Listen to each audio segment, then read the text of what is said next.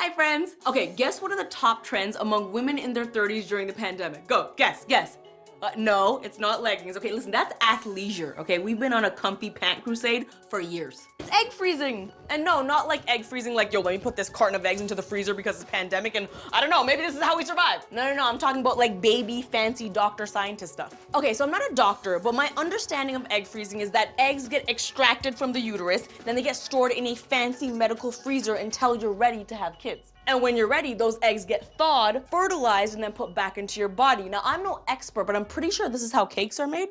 Now, as with any procedure, there are some risks, you know, the drugs that you gotta be put on, the retrieval process, emotional stress, yada, yada, yada. Not to mention the price tag. Cha-ching. One cycle of egg freezing can cost anywhere from $10,000 to $20,000 plus the cost of egg storage, which is like $1,200 a year. Dang, even Whole Foods is like, those are some expensive eggs.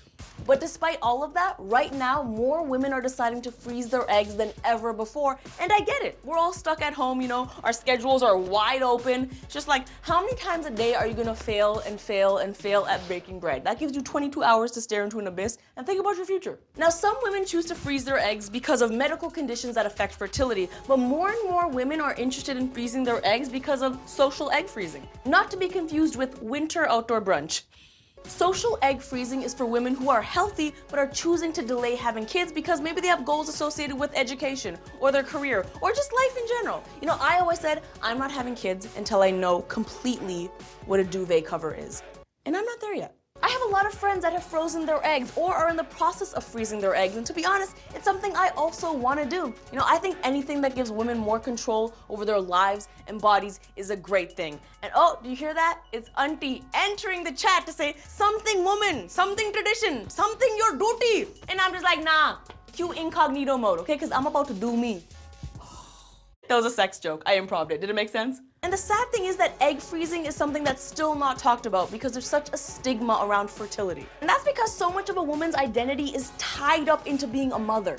It's true in so many different cultures, and it's something that's just looming in the air all the time, you know, before you get your period, after you get your period, every time you watch Finding Nemo. Look, he did not have mother. Look what happened. It's a clock that's always ticking, and I'm not saying that egg freezing solves the problem and takes off the pressure, but hey, it's nice to be able to hit snooze, is all I'm saying. Also, literally the only time I would say I'm willing to freeze. No other time. I hope you're enjoying season 2 of A Little Late with Lilly Singh. If you're not sick of this face yet, go ahead and click subscribe right over there. Check out more clips just like this one right over there. More importantly, have a great day. Bye!